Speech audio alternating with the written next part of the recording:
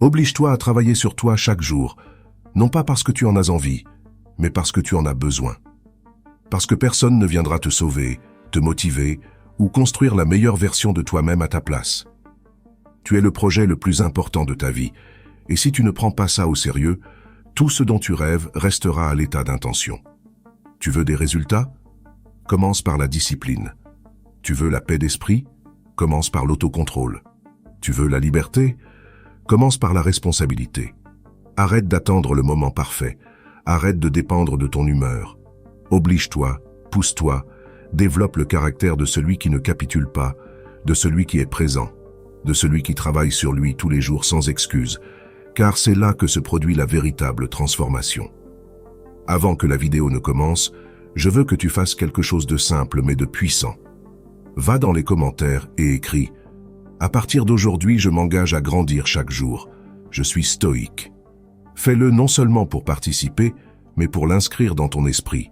Parce que quand tu l'écris, tu le déclares. Et quand tu le déclares, tu le renforces.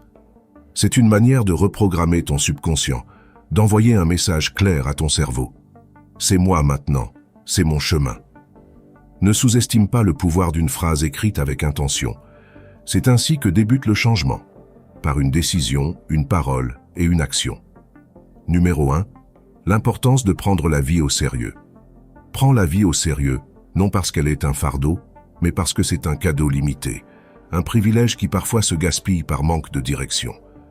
Beaucoup de gens vivent comme s'ils allaient être là pour toujours, comme si chaque jour ne comptait pas, comme si le temps était une source infinie. Mais ce n'est pas le cas. La vie est un voyage qui ne se reproduit pas, et tout ce que nous faisons aujourd'hui, chaque petite action, chaque décision que nous prenons ou évitons, trace la route de notre destinée. Si tu ne prends pas ta vie au sérieux, qui le fera pour toi? Chaque jour est une opportunité de construire la meilleure version de toi-même. Il ne s'agit pas de t'obséder par la perfection, ni de te comparer aux autres. Il s'agit de te regarder dans le miroir et de te demander si tu es fidèle à ce que tu sais que tu peux devenir. Est-ce que tu grandis ou tu ne fais que survivre? Est-ce que tu apprends ou tu te laisses emporter par la routine? La croissance n'arrive pas par accident. Elle arrive lorsque tu l'as choisie, et la choisir implique intention, sacrifice et engagement. Prendre ta vie au sérieux signifie que tu ne cherches plus d'excuses. Cela signifie que tu acceptes la responsabilité de ton histoire, peu importe ce que tu as vécu au départ. Nous commençons tous à des points différents, mais ce qui compte, c'est la direction que tu décides de prendre à partir de maintenant. Et cela implique de travailler chaque jour, même quand tu n'en as pas envie, même quand personne ne t'applaudit, même quand le chemin est long et que rien ne semble changer. C'est dans ces moments-là que se bâtit le caractère. Vouloir un futur meilleur pour toi et pour ceux que tu aimes n'est pas de l'égoïsme, c'est de la vision. Cela requiert que tu poses des limites, que tu dises non à la facilité, que tu t'entoures de personnes qui construisent elles aussi. Parfois, cela signifie t'éloigner d'environnements où l'effort et la croissance ne sont pas valorisés. Cela signifie rester en train de travailler pendant que d'autres se reposent. Cela signifie lire alors que tu pourrais te distraire. Cela signifie économiser lorsque tout le monde dépense, non parce que tu es aigri ou parce que tu sacrifies ta vie, mais parce que tu comprends que ce que tu bâtis maintenant portera ses fruits plus tard. L'effort ne se voit pas toujours immédiatement, mais il produit toujours des résultats. Ce qui semble dur aujourd'hui fera partie, demain, de ton histoire de dépassement de soi. Chaque pas compte, chaque petite victoire, chaque habitude acquise, chaque tentation surmontée. Ces moments qui paraissent insignifiants sont les briques d'une vie solide. Tu ne concours contre personne d'autre que ta version d'hier. Et si chaque jour tu avances un peu, alors tu es en train de gagner. Dans la philosophie stoïque, cet état d'esprit n'est pas nouveau. Les stoïciens enseignaient que nous devons vivre avec un but aligné sur la vertu et utiliser la raison pour guider nos actions. Ils disaient que nous ne pouvons pas tout contrôler, mais que nous pouvons contrôler la façon dont nous répondons aux événements. Pour eux, prendre la vie au sérieux signifiait vivre chaque jour comme si c'était le dernier, non pas dans la panique, mais avec une présence totale. Être discipliné n'est pas un fardeau, c'est une forme de liberté, car celui qui se maîtrise n'est pas l'esclave de ses impulsions, mais le maître de sa route. Ne prends pas ta vie au sérieux uniquement quand une crise survient ou quand il est déjà trop tard. Fais-le maintenant, Parce que si chaque jour tu vis avec un objectif, si chaque jour tu décides d'avancer un peu, si chaque jour tu choisis de grandir au lieu de te contenter, alors dans quelques années tu te remercieras. Non pas d'avoir eu une vie facile, mais d'avoir eu le courage de vivre avec intention, d'avoir misé sur toi-même, sur ton futur et sur l'héritage que tu désires laisser. Parce qu'au final, ce que nous faisons de cette vie, notre unique vie, est ce qui compte réellement. Numéro 2, travaille plus sur toi-même que sur ton emploi. Tu travailles dur dans ton emploi, tu arrives à l'heure, tu fais tes tâches, tu supportes la pression, tu fais même des heures supplémentaires. Mais combien de temps travailles-tu sur toi-même? Combien de temps consacres-tu à te connaître, à te renforcer, à élargir ton esprit et tes capacités? La plupart des gens s'épuisent pour un salaire, mais négligeant leur âme, leur croissance, leur vision. Ils mettent toute leur énergie à bâtir le rêve de quelqu'un d'autre, tandis que le leur reste enterré sous la routine, la fatigue et l'absence de direction.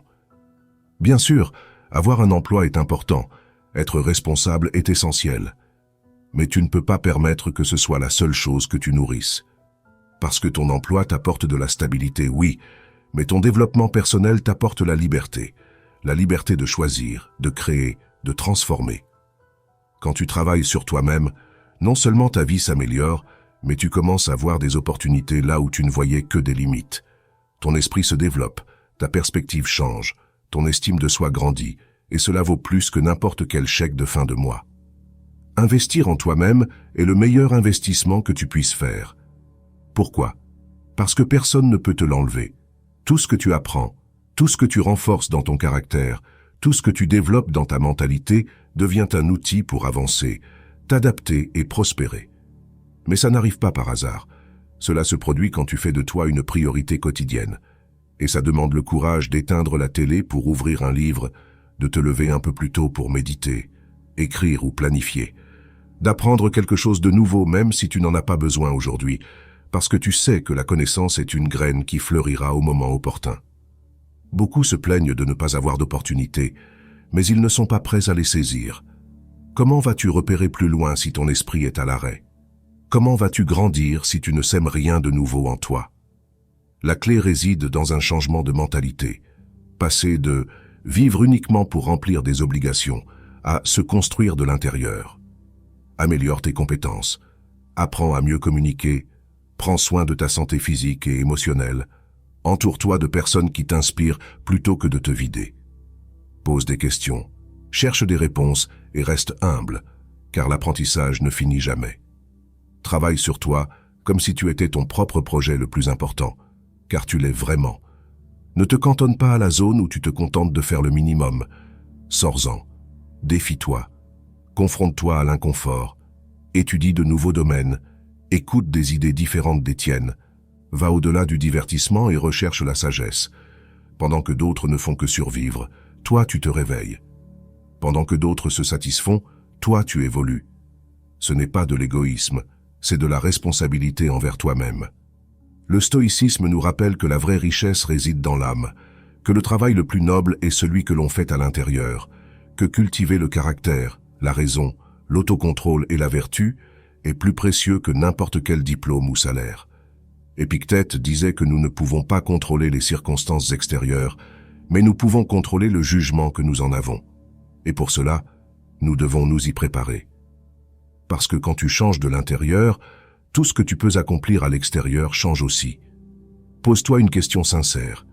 Que se passerait-il si tu te consacrais au moins 1 heure par jour rien qu'à toi, non pas à te distraire ou fuir, mais à te développer, à réfléchir, à étudier, à t'observer? Où en serais-tu dans 6 mois, dans 1 an? Le changement serait inévitable, non parce que le monde aurait changé, mais parce que toi, tu aurais changé. Et au final, c'est là le vrai pouvoir. Devenir quelqu'un capable de créer des opportunités et non de les attendre. Quelqu'un qui peut apporter davantage de valeur au lieu de seulement l'exiger. Quelqu'un qui vit avec intention et non en tuant le temps. Travaille plus sur toi que sur ton emploi, car le jour où ce dernier prendra fin, la seule chose qui te restera sera la personne que tu es devenue. Et si tu as fait le travail intérieur, tu n'auras rien à craindre, parce que tu sauras que tu possèdes les outils, la vision et la mentalité pour repartir de zéro, où que tu sois, et construire quelque chose d'encore meilleur. Numéro 3. Établir des intentions si alors. Il y a un pouvoir énorme dans le fait de décider avant que le moment n'arrive. Beaucoup de gens échouent non pas parce qu'ils n'ont pas de but, mais parce qu'ils attendent de se sentir motivés au moment critique. Ils attendent d'avoir l'envie, la clarté ou l'énergie juste au moment où ils doivent agir. Mais la vérité, c'est que dans ces instants, l'esprit a tendance à négocier et te dit que tu peux le faire plus tard, que ce n'est pas si important, que tu es fatigué. Et si tu n'es pas préparé, tu cèdes à chaque fois. C'est là qu'intervient la clé d'établir des intentions. Si, alors. Cette stratégie apparemment simple entraîne ton esprit à agir automatiquement, sans avoir besoin de trop réfléchir. C'est comme te programmer. Si le réveil sonne à 6 heures, alors je me lève sans regarder le téléphone. Si je me sens stressé au travail, alors je respire profondément et je fais une pause. Il ne s'agit pas de motivation, il s'agit de décision anticipée. Se préparer mentalement avant d'arriver dans la situation fait toute la différence entre agir et reporter. Tu ne peux pas toujours compter sur ta force de volonté, car la volonté est comme une batterie qui se décharge. À l'inverse, les décisions prédéfinies te permettent d'agir même quand tu es fatigué, distrait ou à plat émotionnellement. Si tu as déjà décidé de ce que tu vas faire quand une situation se présente, tu n'as plus qu'à l'exécuter. Cela élimine le débat intérieur. Et là où il n'y a pas de débat, il y a de l'action. Ce type d'intention rend tes habitudes plus stables, car tu n'improvises pas. Tu n'attends pas que tout soit parfait pour agir. Tu mets en place un système interne qui te guide, quelles que soient les circonstances extérieures. Par exemple, au lieu de dire « je vais faire du sport quand j'aurai le temps », tu te dis « s'il est 7 heures du matin, alors j'enfile ma tenue de sport et je sors m'entraîner ». Aussi simple que puissant, car l'action est déjà définie, il ne reste qu'à t'y conformer. C'est également utile dans les moments difficiles, pas seulement pour les routines quotidiennes. Tu peux dire « si je reçois une critique, alors je me donne 10 secondes avant de répondre ». Ou « si je me sens tenté d'abandonner, alors je me souviendrai pourquoi j'ai commencé ». Les intentions « si, alors » ne servent pas uniquement à la productivité, elles sont aussi des outils émotionnels, une manière de garder le contrôle quand l'esprit veut lâcher. Commence avec de petites choses. Tu n'as pas besoin de révolutionner toute ta vie d'un seul coup.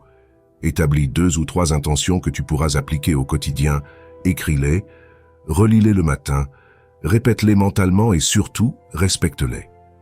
Chaque fois que tu suis une intention que tu as toi-même définie, tu renforces ton intégrité personnelle.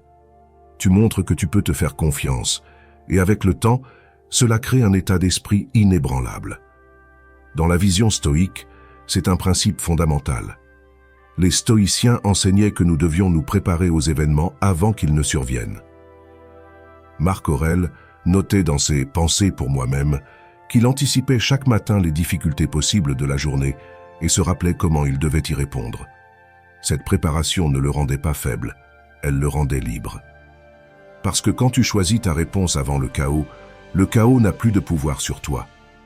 Les intentions « si », alors, sont un moyen moderne d'appliquer le même principe. Choisir la vertu avant que la tentation n'arrive. Ne sous-estime pas l'impact de décider à l'avance. C'est comme installer des barrières mentales qui te guident vers ta meilleure version. Parce que lorsque le moment arrive, et il arrive toujours, tu n'hésites pas, tu agis. Et chaque action que tu entreprends avec intention est un pas de plus vers la vie que tu veux construire. Ce n'est pas de la magie, c'est de la stratégie. Ce n'est pas de la chance, c'est de la préparation. Si tu répètes cela chaque jour, tu réaliseras que tu n'as pas besoin de motivation pour avancer, juste de clarté et d'engagement envers tes propres décisions. Numéro 4, le rejet des formules rapides. Nous vivons à une époque où tout le monde veut des résultats immédiats. Perds du poids en 7 jours, gagne de l'argent depuis chez toi sans effort, apprends une langue en dormant. Bien que cela semble attrayant, ces formules rapides sont un piège. Elles promettent beaucoup, mais ne construisent rien de réel. Parce que ce qui s'obtient sans effort se perd sans résistance. Et si tu n'as pas traversé le processus, tu n'es pas prêt à maintenir le résultat. Le succès réel, celui qui dure, ne se trouve pas dans les raccourcis. Il se trouve dans la constance, dans le travail silencieux, dans la pratique répétée. Il se construit dans les jours où personne ne t'applaudit, dans les moments où d'autres abandonnent, et où toi tu décides de continuer. Mais ça ne se vend pas bien. Ce qui se vend, c'est le facile, le rapide, ce qui soi-disant ne nécessite aucun sacrifice. C'est pour ça que tant de gens vivent frustrés, sautant d'une formule à l'autre, dans l'espoir que la prochaine soit enfin celle qui changera leur vie. Mais la vérité est tout autre. Il faut apprendre, appliquer, se tromper, se relever, corriger et avancer. Ça ne sonne pas aussi passionnant, mais ça fonctionne. Parce que pendant que d'autres cherchent le raccourci, toi, tu construis des bases solides. Et ces bases ne s'écroulent pas à la première crise, à la première critique ou au premier mauvais jour, parce qu'elles sont faites de discipline, de vision, de caractère. Rejeter les formules rapides, c'est un acte de maturité. Cela signifie que tu ne cherches plus des miracles, mais des stratégies, que tu ne te laisses plus tromper par l'éclat superficiel de promesses vides.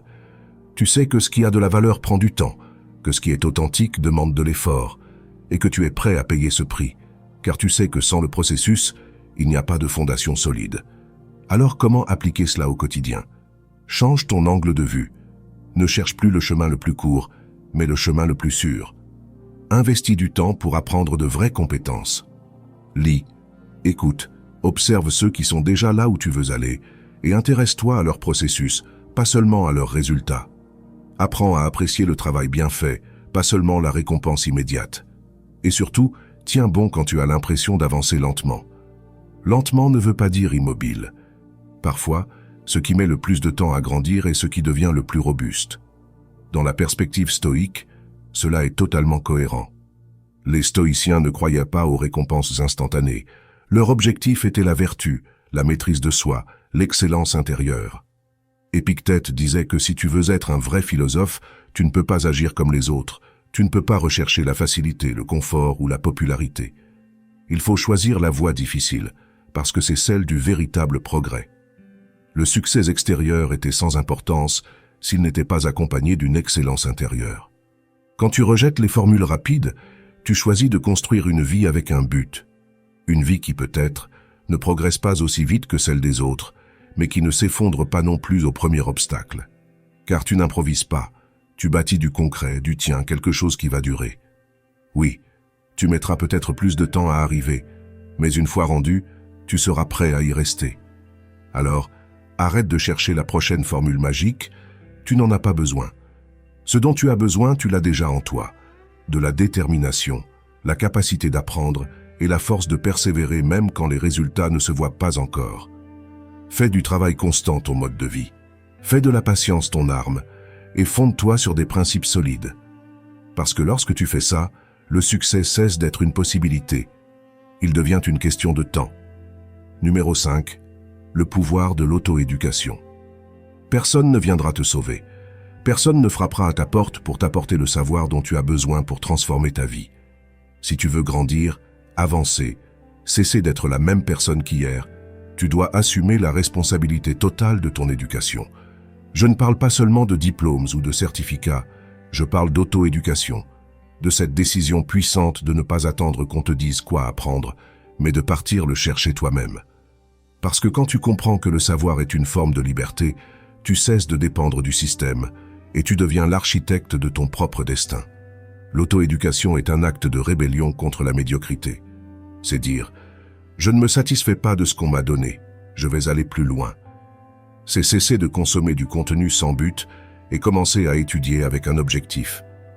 Tu apprends ce dont tu as besoin pour mieux vivre, pour penser plus clairement, pour agir plus sagement.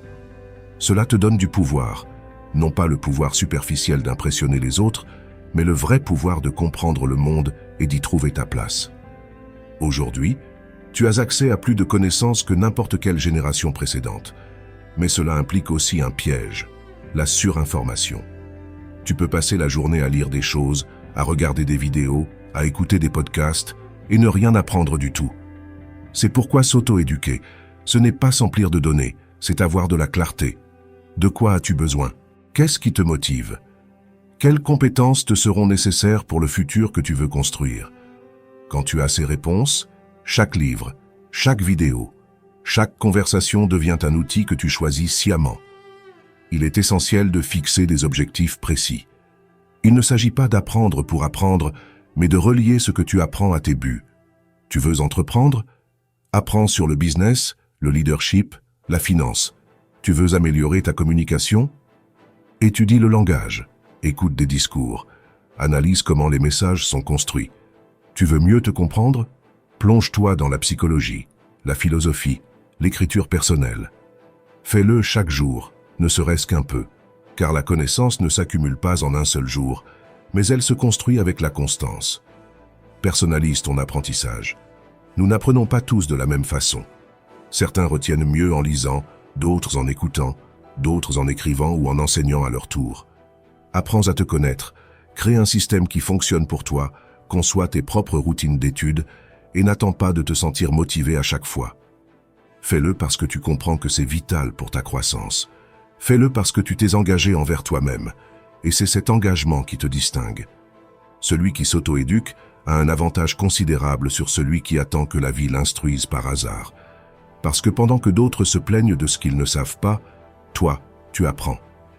Pendant que d'autres perdent du temps dans des distractions vides, toi, tu construis quelque chose en toi que personne ne pourra t'enlever. Et quand viendra le moment d'agir, tu seras prêt. Non pas parce que tu es le plus doué, mais parce que tu es le mieux préparé. Du point de vue du stoïcisme, l'auto-éducation est une façon de vivre dans la vertu. Sénèque disait que tant que nous vivons, nous devons apprendre à vivre. Pour les stoïciens, l'apprentissage ne s'arrêtait pas à la jeunesse, c'était un devoir constant. Ils croyaient que la sagesse était la seule vraie richesse, parce que ni la mort ni l'adversité ne pouvaient la leur retirer. Et ils comprenaient que seul celui qui cultive son esprit peut rester en paix quand tout autour s'écroule. Alors, ne sous-estime pas le pouvoir de t'éduquer toi-même. Chaque heure que tu investis à apprendre quelque chose d'utile est une heure qui te rapproche de ta meilleure version. N'attends pas que la vie t'enseigne durement ce que tu peux apprendre par choix. Ne remets pas ton futur à la chance. Bats-toi pour la connaissance. Entoure-toi d'idées qui te poussent à aller plus loin. Pose des questions, cherche des réponses et garde le mouvement.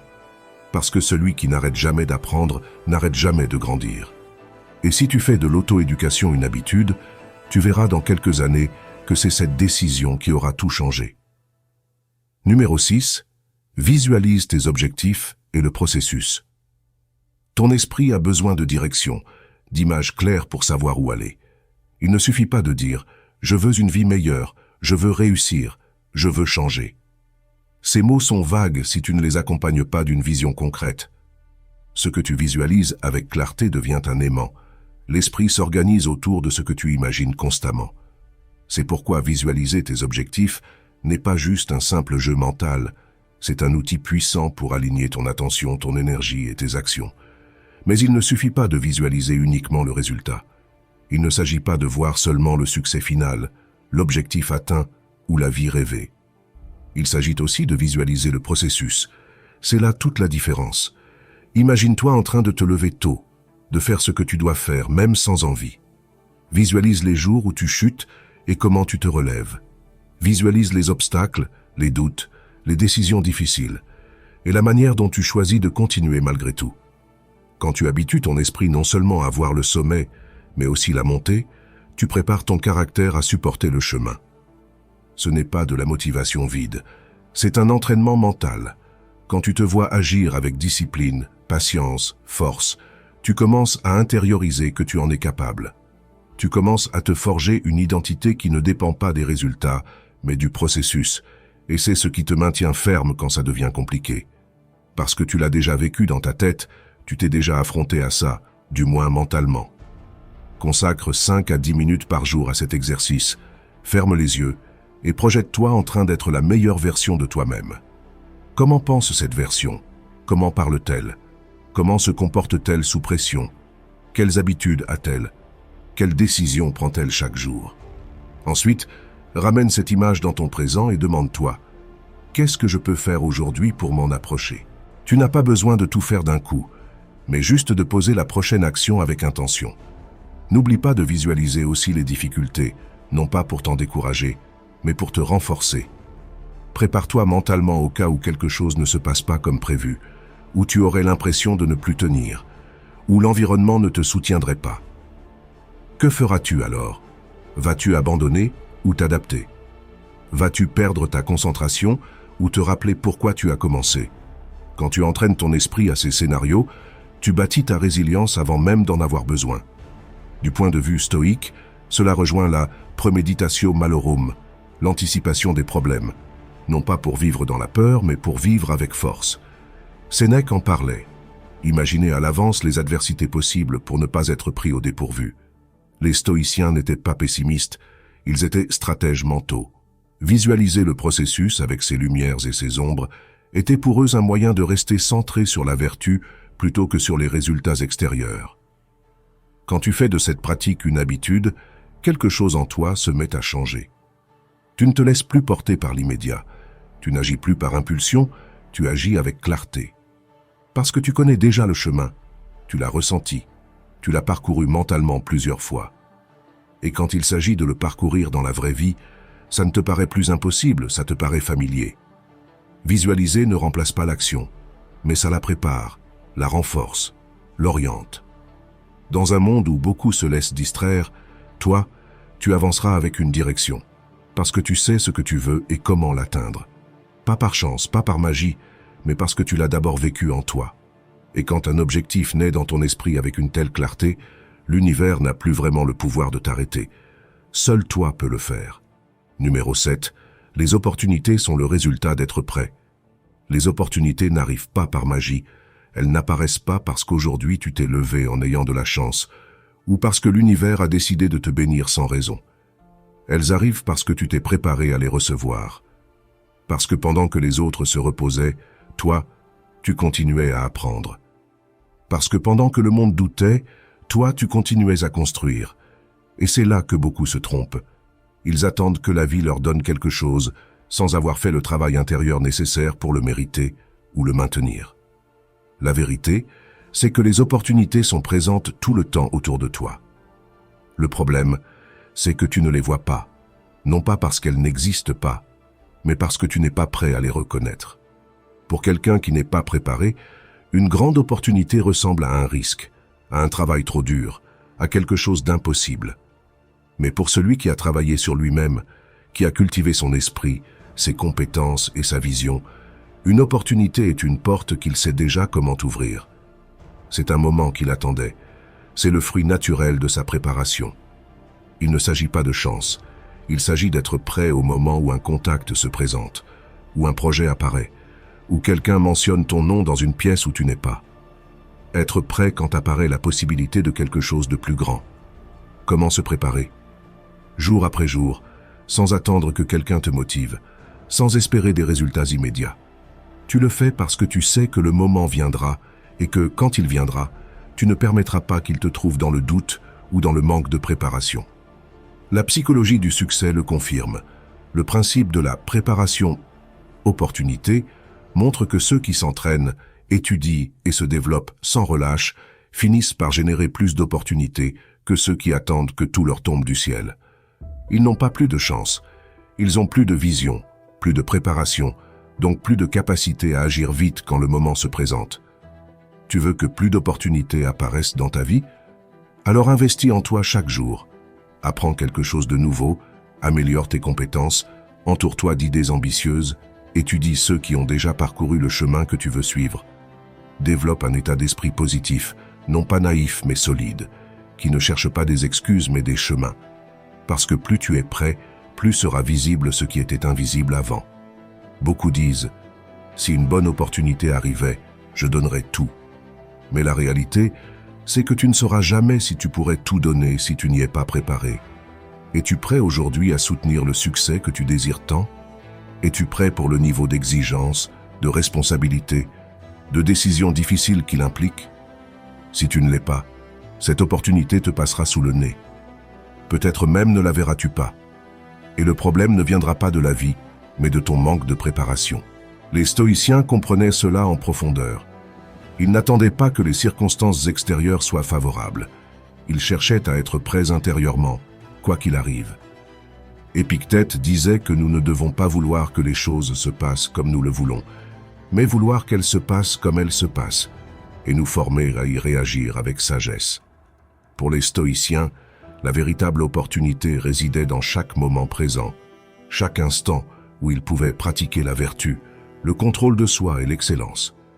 Il savait que si on se renforçait de l'intérieur, on était préparé à tout ce que la vie apportait. Alors, ne t'obsède pas en te demandant quand ton grand moment arrivera. Demande-toi plutôt, suis-je prêt quand il arrivera? Parce que si tu ne l'es pas, il te filera entre les doigts. Mais si tu l'es, tu le prendras fermement, lucidement, et tu le transformeras en quelque chose d'encore plus grand. Ne te prépare pas seulement quand tu as un objectif sous les yeux. Prépare-toi tout le temps, parce que ce n'est pas celui qui attend qui réussit, c'est celui qui s'entraîne à recevoir. Et si aujourd'hui tu fais ta part, demain les opportunités ne seront pas une question de chance, mais le résultat inévitable de ta préparation. Numéro 8. Développer une mentalité inébranlable. Tout commence dans l'esprit. Avant n'importe quel accomplissement, avant n'importe quel objectif atteint, avant n'importe quelle victoire extérieure, il y a une bataille intérieure déjà gagnée, la bataille de la mentalité. Peu importe ton talent, tes ressources ou les opportunités qui se présentent. Si tu n'as pas un mental solide, tu abandonneras dès le premier obstacle, tu douteras de toi au moindre imprévu, et tu laisseras tout tomber si tu échoues une fois. C'est pourquoi développer une mentalité inébranlable n'est pas un luxe, c'est une nécessité. Les personnes qui réussissent ne sont pas celles qui ont un parcours sans embûches, mais celles qui ne se brisent pas quand tout va de travers, qui continuent alors que tout s'arrête, qui apprennent alors que les autres se plaignent. Et ce n'est pas génétique, c'est un entraînement, c'est une décision répétée chaque jour, de voir les défis comme une partie du processus et non comme des menaces, de comprendre que l'échec n'est pas la fin, mais un morceau de la route. Chaque chute, chaque erreur, chaque moment difficile est une opportunité déguisée. Seule la personne qui a la bonne mentalité peut le voir ainsi. La psychologie du succès le montre, c'est la mentalité de croissance. Les personnes qui croient pouvoir se développer, s'améliorer, s'adapter et apprendre avec le temps sont celles qui avancent le plus.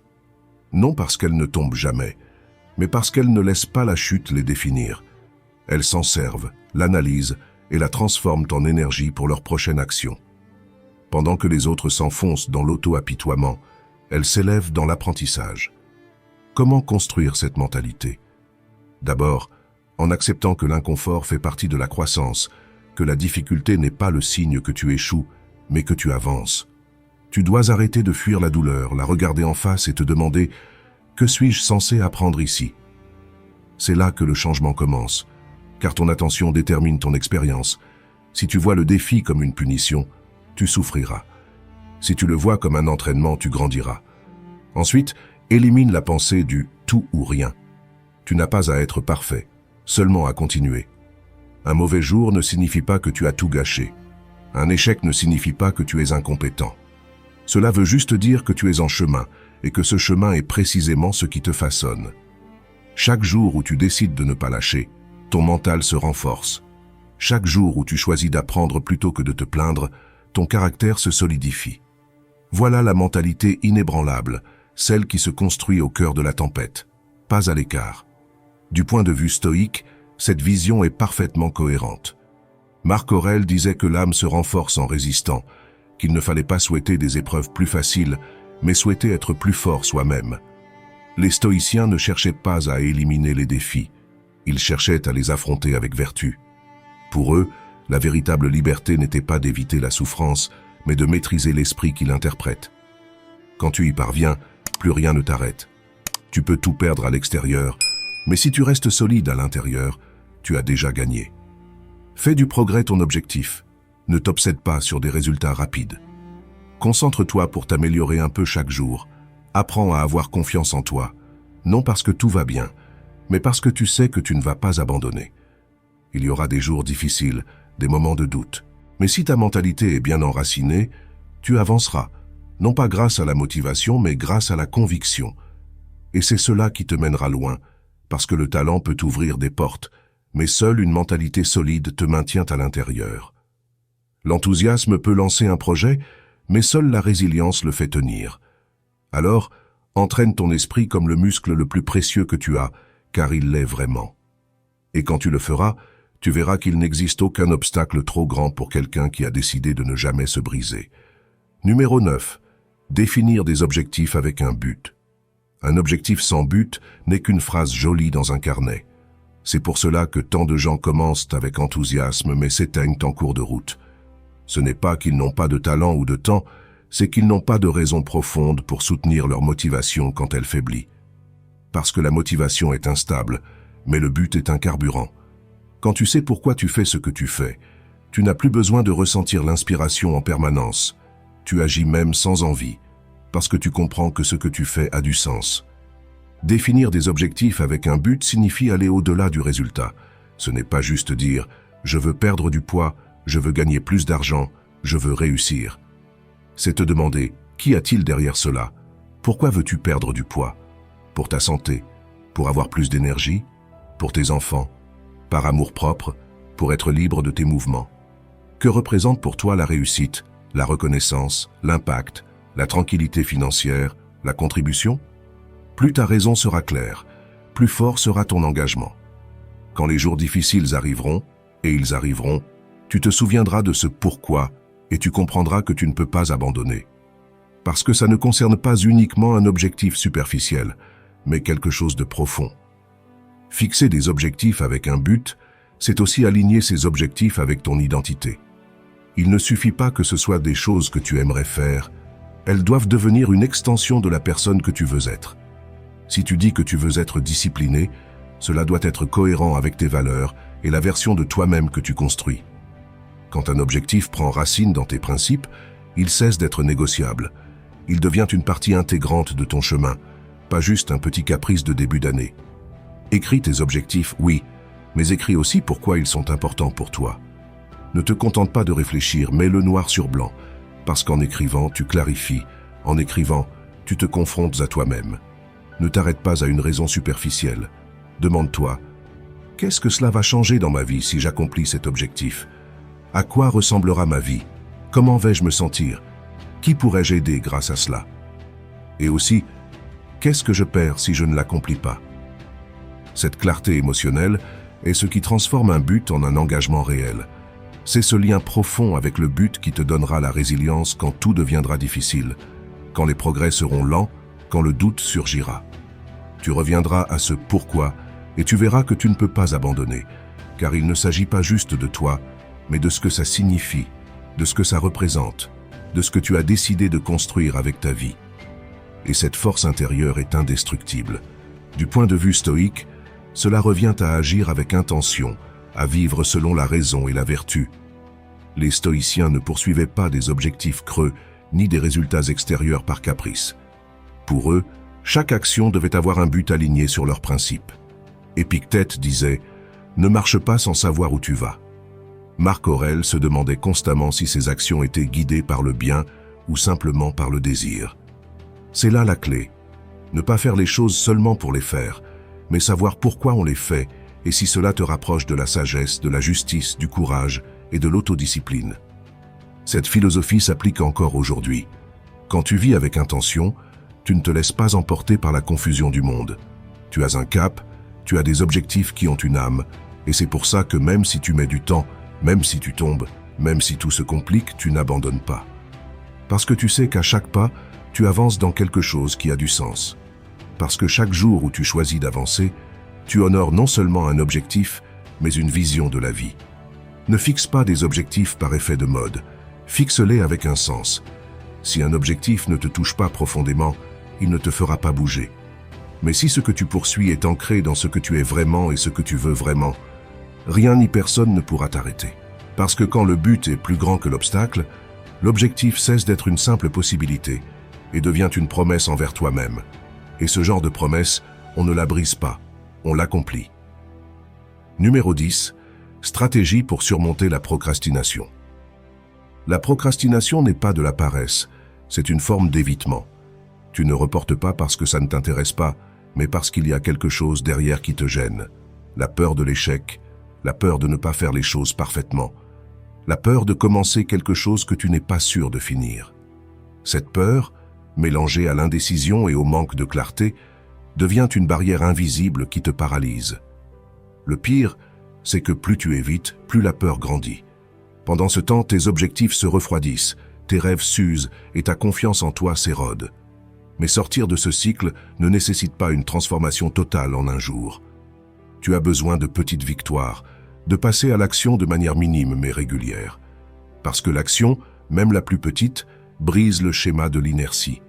Et c'est là qu'intervient l'une des techniques les plus simples et efficaces. La règle des 2 minutes. Quand tu as une tâche que tu repousses depuis un moment, engage-toi à ne la faire que 2 minutes, pas plus. Dis à ton esprit, je fais juste commencer, juste un peu. Dès que tu commences, il se passe quelque chose. Une fois que tu es en mouvement, il est plus simple de continuer. L'essentiel est de débuter sans pression. Ne pense pas à tout terminer. Ne t'exige pas la perfection. Pense seulement à commencer, à te mettre en route, à briser la résistance initiale.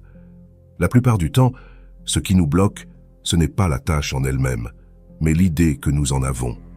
On la grossit, on en fait un monstre. Mais quand on s'y met, on se rend compte que ce n'est pas si terrible, qu'on peut le faire, et qu'on avait juste besoin de s'y mettre.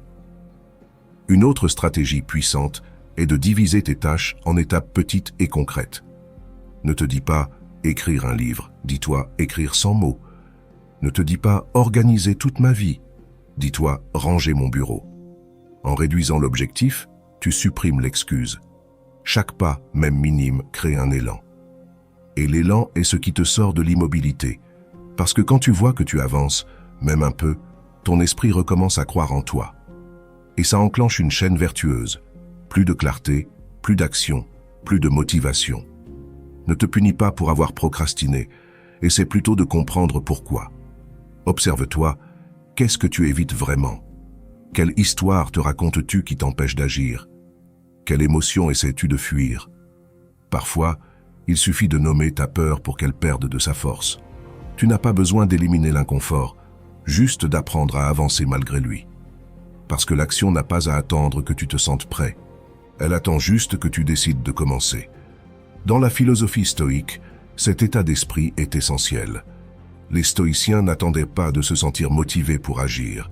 Ils agissaient parce qu'ils savaient que le temps est limité, que la vie est brève, et que chaque jour perdu dans l'indécision est un jour qui ne reviendra pas. Marc Aurèle l'écrivait clairement. Ne gaspille pas ce qui te reste de vie à discuter de la façon dont il faut vivre. Fais-le. Ça implique une action immédiate sans trop de drame. Faire ce qu'il y a à faire, même sans envie, parce que ce qui est juste ne dépend pas de ton humeur, mais de ton engagement. Alors, chaque fois que tu te sens prise au piège de la procrastination, souviens-toi de ceci. Tu n'as pas besoin de tout faire maintenant, tu as juste besoin de faire le premier pas. Tu n'as pas besoin de te sentir plein d'énergie, tu as juste besoin de bouger. 2 minutes, un petit effort, une tâche fragmentée. Fais-le jour après jour, sans te juger, sans te mettre trop de pression, juste en avançant. Parce que l'action, même minuscule, aura toujours plus de puissance que l'intention. Et si tu en fais une habitude, tu seras surpris de voir à quel point tu peux accomplir des choses sans attendre de te sentir prêt, de tout ce que tu peux bâtir avec des actions petites mais constantes. Un jour, tu te retourneras et tu verras que tu as vaincu la procrastination, non par de grandes batailles, mais par une succession de petits pas choisis chaque fois que tu décidais d'agir plutôt que de fuir. Et c'est là l'une des victoires les plus transformatrices qui soit. Numéro 11. Fais en sorte que ton emploi du temps travaille pour toi, et non contre toi. Il ne s'agit pas d'avoir plus de temps, mais de mieux l'utiliser, parce que nous avons tous les mêmes 24 heures. La différence se trouve dans la manière dont tu les emploies. Certains vivent en courant partout, à éteindre des incendies, à se sentir submergés toute la journée, et à la fin, ils n'avancent pas. Pourquoi? Parce que leur emploi du temps travaille contre eux. Pas d'intention, pas de structure, pas de concentration, juste de la réaction. Et il est impossible de bâtir quelque chose de grand en ne faisant que réagir. Si tu ne prends pas le contrôle de ton temps, d'autres le prendront pour toi. Les distractions, les demandes extérieures, le chaos ambiant. Si tu ne décides pas de ce qui est important, tout te semblera urgent et tu finiras épuisé à faire beaucoup de choses sans résultat. C'est pourquoi ton emploi du temps doit être ton allié et non pas ton ennemi. Il doit être conçu pour te servir, pas pour t'esclavager.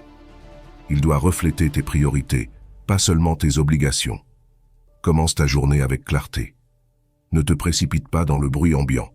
Avant de prendre ton téléphone, avant de répondre aux messages, Installe-toi et définis tes 3 tâches prioritaires. Juste 3, pas 20, pas une liste interminable. 3 choses qui, si tu les termines, feront que ta journée aura valu la peine. Cela t'oblige à hiérarchiser, à filtrer, à te demander qu'est-ce qui est réellement essentiel.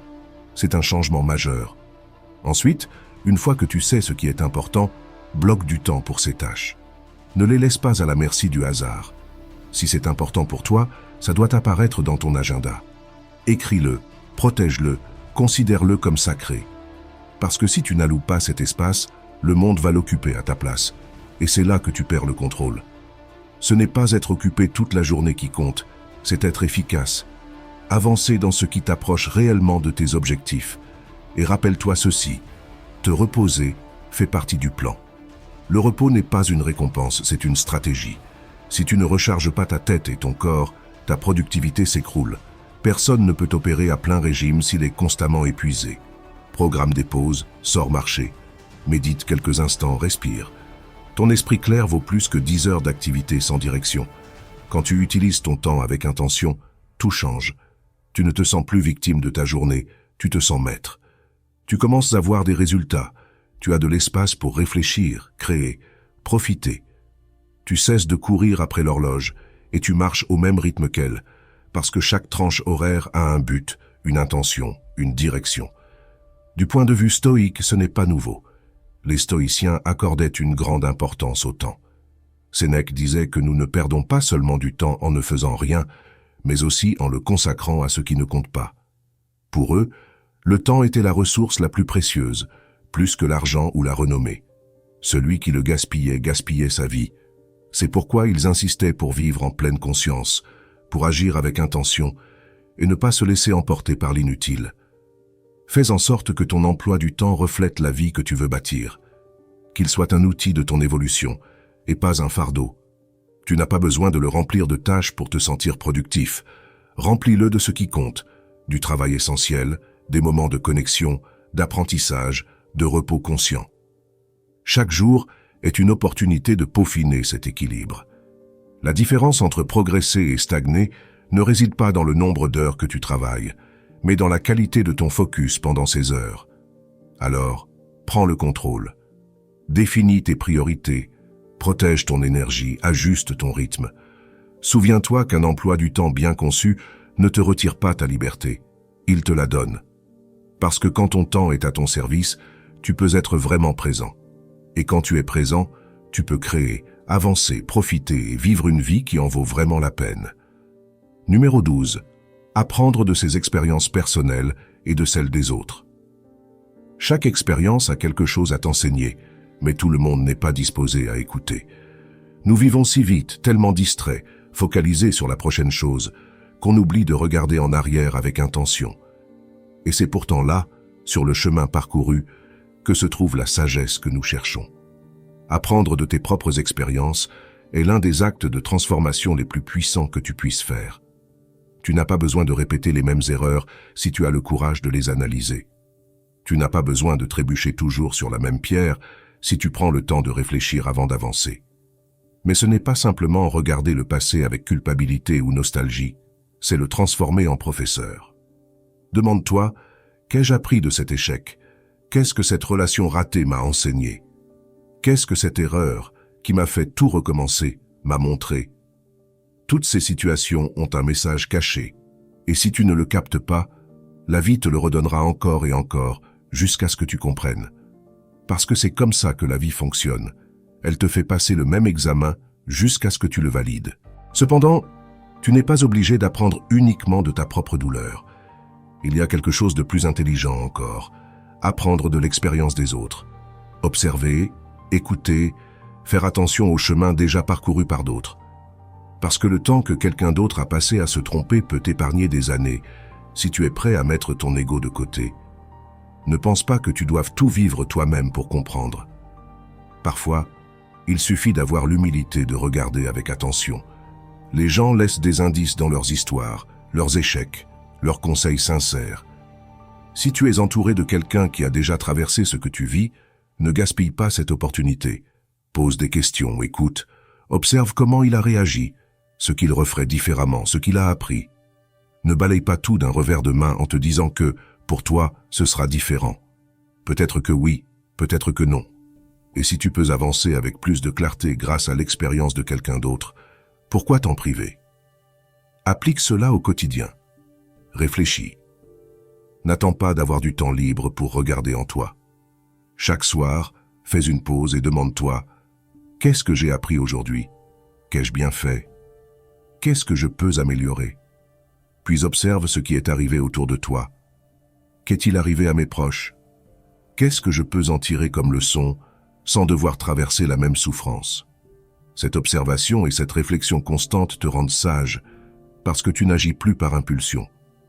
Tu agis en tenant compte de l'expérience, la tienne ou celle d'autrui.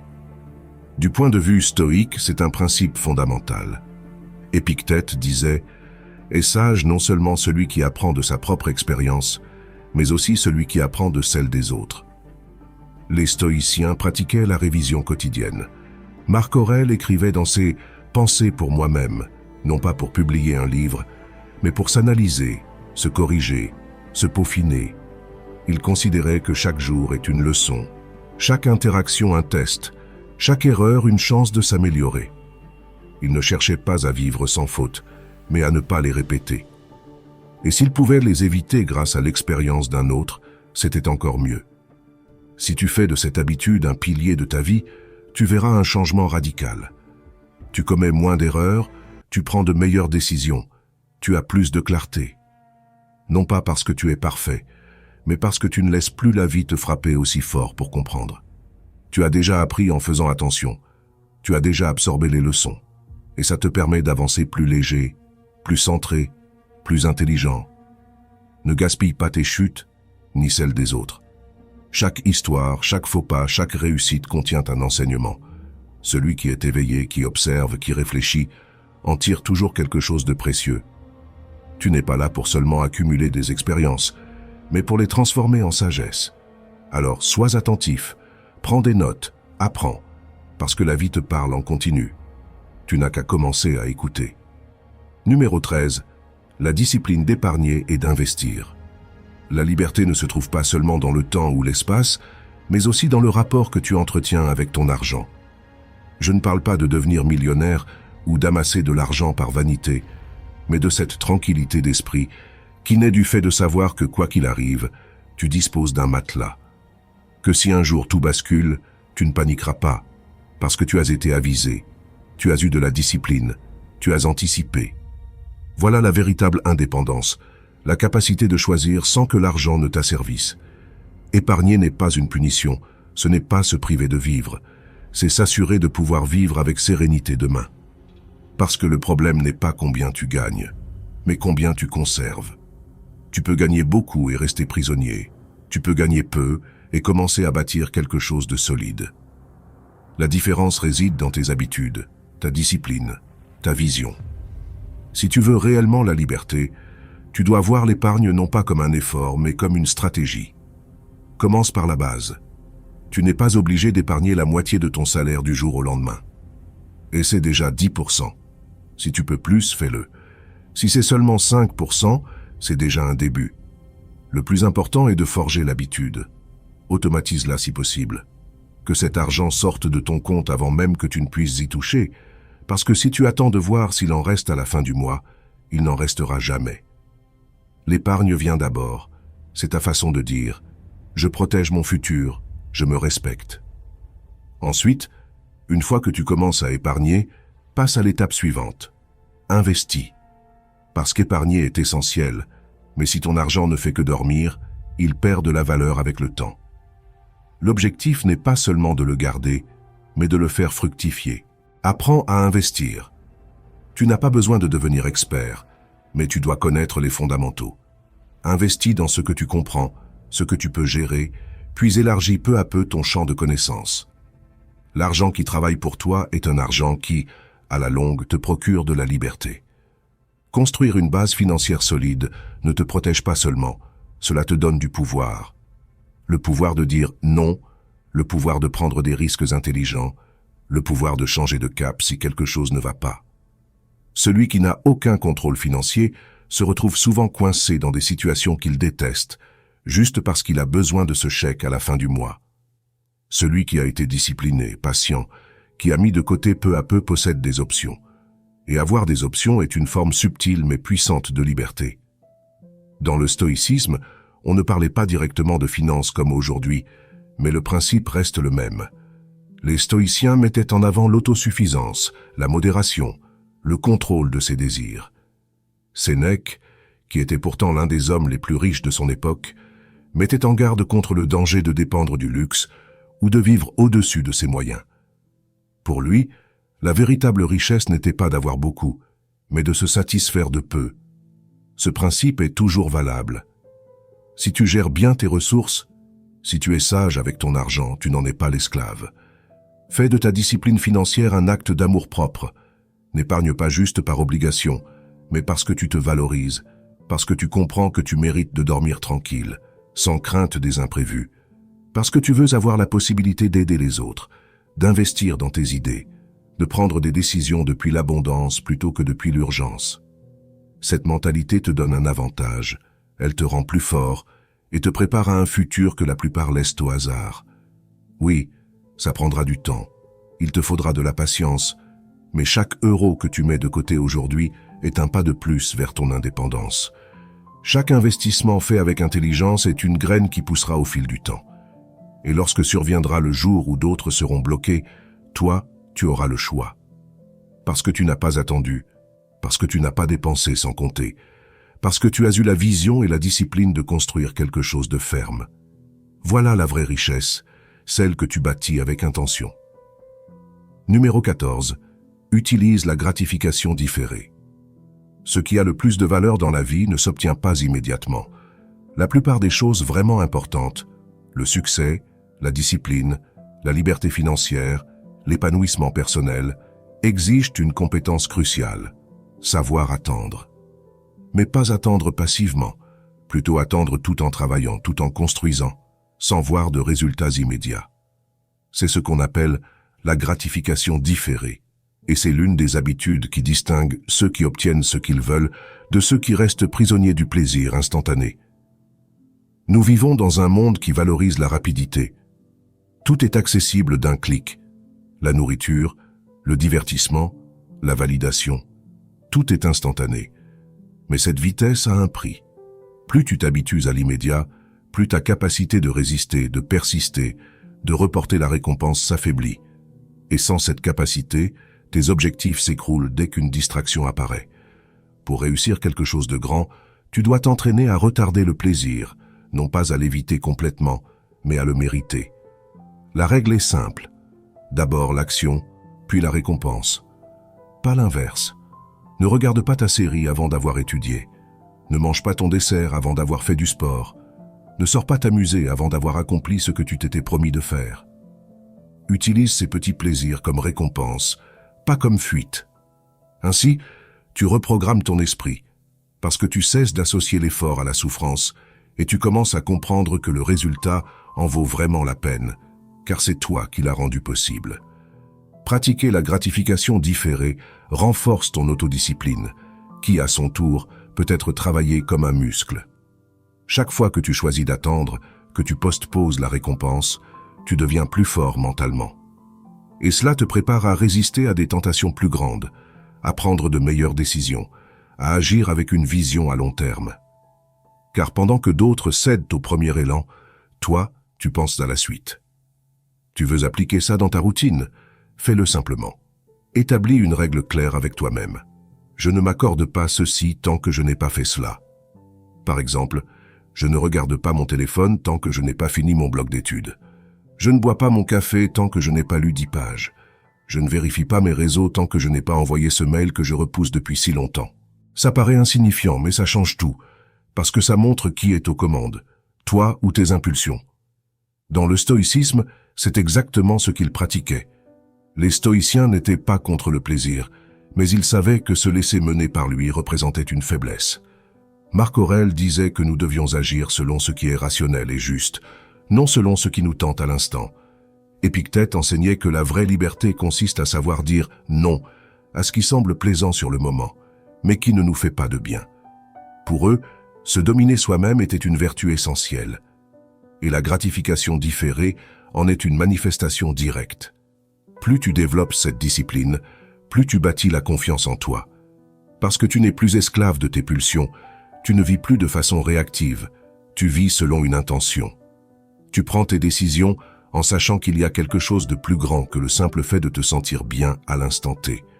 Avec le temps, cela te mènera à des lieux que la plupart des gens n'imaginent même pas, parce que ce que tu retardes sagement aujourd'hui te récompensera grandement demain. Bien sûr, il y aura des moments où tu voudras abandonner, où tu te diras « juste cette fois, juste un peu, ce n'est pas grave ».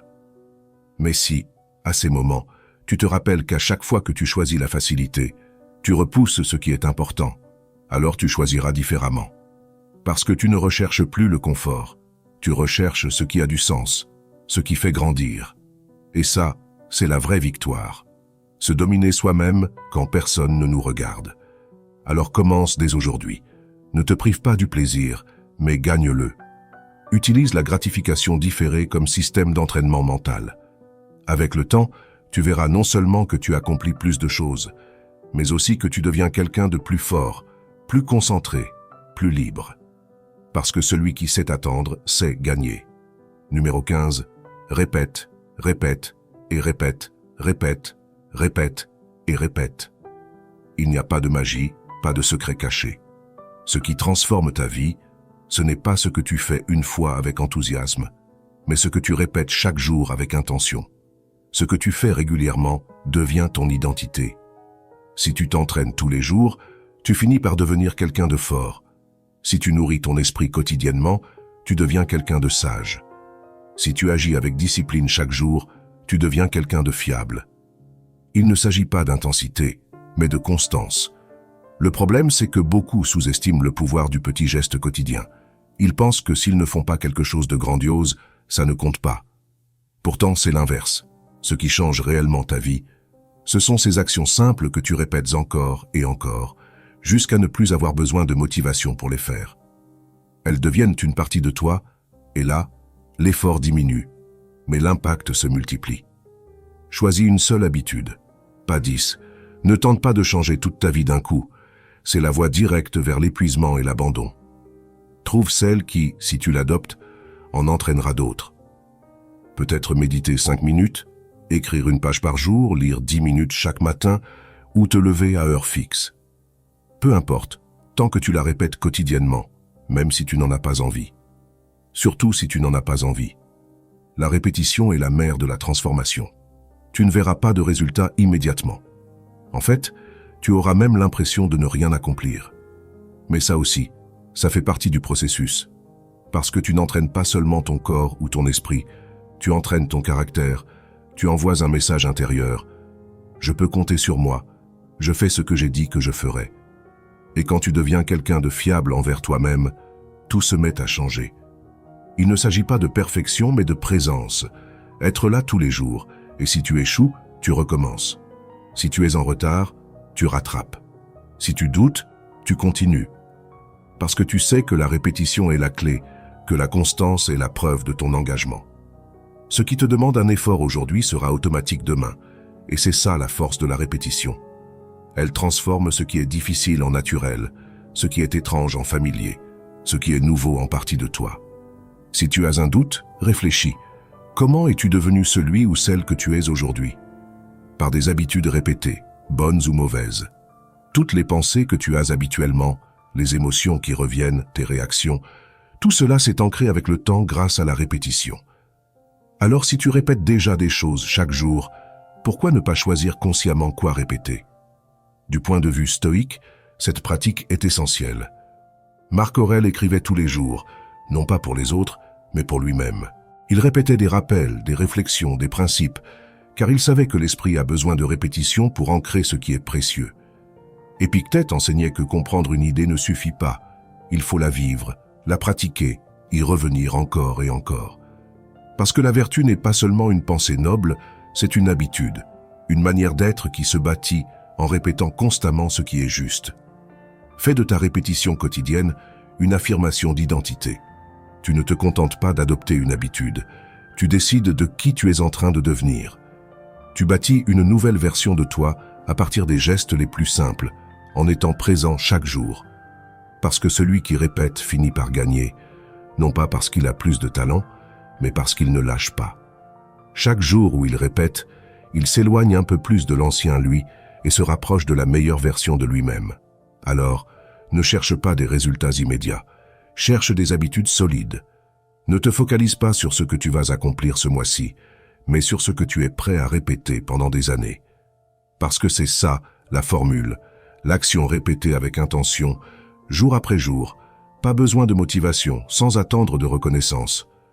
Juste toi, ton engagement et la décision quotidienne de continuer. Répète, répète et répète, et un jour, sans t'en rendre compte, tu auras changé, grandi, et tu te seras transformé. Si tu es arrivé jusqu'à la fin de cette vidéo, on voit bien que tu es engagé dans ta croissance, et ça te place déjà dans une autre catégorie. Maintenant, je veux que tu renforces cet engagement en laissant en commentaire cette phrase. À partir d'aujourd'hui, je m'engage à grandir chaque jour. Je suis stoïque. Fais-le pour sceller cela dans ton esprit, pour ne pas que ça reste une simple idée, mais que ça devienne une décision. Écris-la, relis-la chaque fois que nécessaire. Si ce message t'a parlé directement à l'âme, mets un like, abonne-toi et active la cloche, car ce n'est que le début. Ici, nous construisons un mental fort, un caractère solide et une discipline réelle, jour après jour, pas à pas, ensemble. Yeah!